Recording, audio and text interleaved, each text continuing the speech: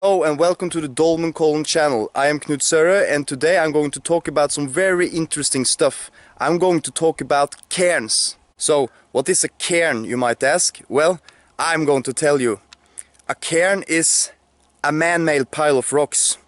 There are many different types of cairns, for example, trail cairns, clearance cairns, and what I am most interested in, grave cairns.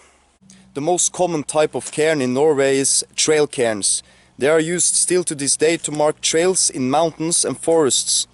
These cairns are often constructed by many different people that places a rock every time they walk by one. So they are very special, I think, just because of that. Another type of cairn is signal fire cairn, or a vete in Norwegian. These are often converted from grave cairns because they are already placed on a strategic location. These signal fires is a very old and effective military system used in Norway from the Iron Age all the way up to the 1800s. There was an enemy ship coming from the fjord here. Yeah, if I had the vete here, I could light the fire here. And then the people on the other side of the hills you cannot see because of the trees, but they would see that fire too and they will light their fire. And then the next people on the other hill over there again, they will light their fires, and suddenly the whole Norway would know that we was under invasion. So it's a pretty effective system. Cairns are even made to mark borders, like between Norway and Sweden. These cairns are called riksrøyser. My best translation on that to English is kingdom cairns. And that's a good name. Clearance cairns are made by farmers to clear space for agricultural work. These are often mistaken for grave cairns. These cairns can be from later times, but often they can be very old and are signs of early agricultural work in Norway. Clearance cairns in Norway are dated all the way back to the Neolithic. Grave cairns, like the one we have here, were most popular during the Bronze Age, but they have been dated from the Neolithic all the way up to the Viking Age. The main difference between a grave cairn and a grave mound is that the cairn has not been covered with soil. Another difference is that the cairns are often placed on hills and elevations in the terrain, far from croplands and settlements. Most often they have a round or an oval shape, but you can find elongated, boat-formed, triangle and star-shaped grave cairns. Very often you will find these craters in the middle, sometimes there are several. The craters come from the chambers that are either collapsed or they have been opened up and robbed at some point. So the grave cairn structure is a stone chamber in the bottom that have been placed rocks around and on top of it. There are very often several chambers in these grave cairns. They are probably for the family members of the first person that was buried here. They can be counted by the thousands around in Norway and Sweden, and you will find them from the southern tip of Sweden all the way above the Arctic Circle in Norway. These grave cairns can be very large, but often they can also be very small and underwhelming. The one I got here I will categorize as a medium one. Have a look.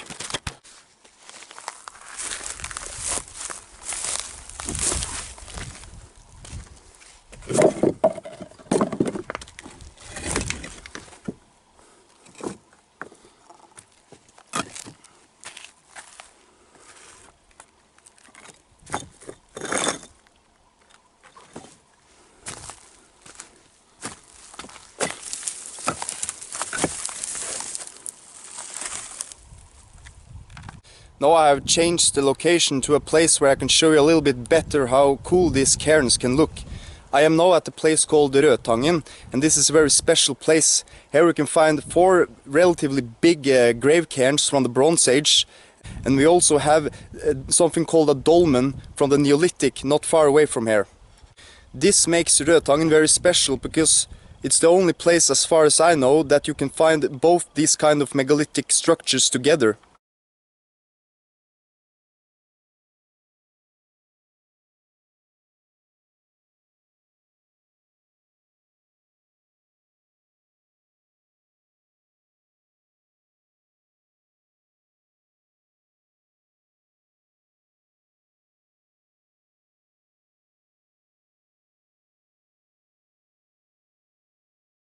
These cairns were constructed also to show dominance and power over this area.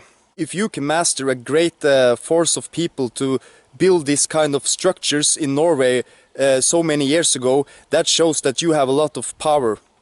The burial practices during the Nordic Bronze Age changed around 1100 BC from building large graves like the ones we have here with valuable items placed in the grave to building smaller graves with cremation of the body and not so valuable items placed in the grave.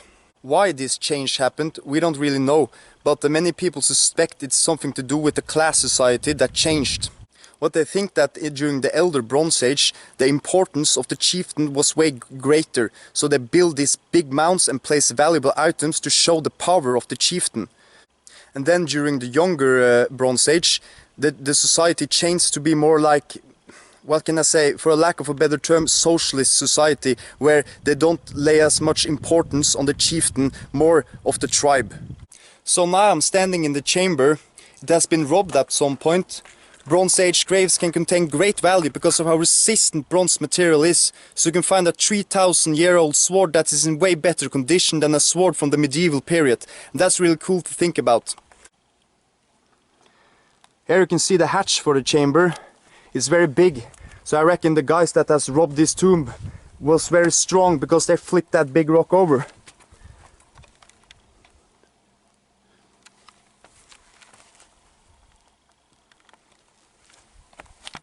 These grave cairns here are called hill cairns because they are placed on elevation.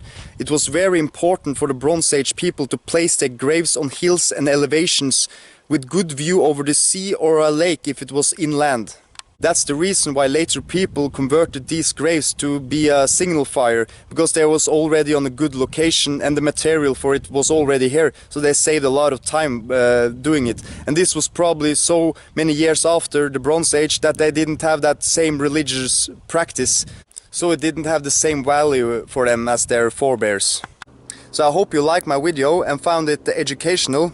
I tried to make these piles of rock as interesting as possible, and I hope that some of you guys appreciate these piles of rock as much as I do. I am Knut Sørøy. This is the Dolmen Colin channel. Please leave a like and subscribe if you enjoyed this video.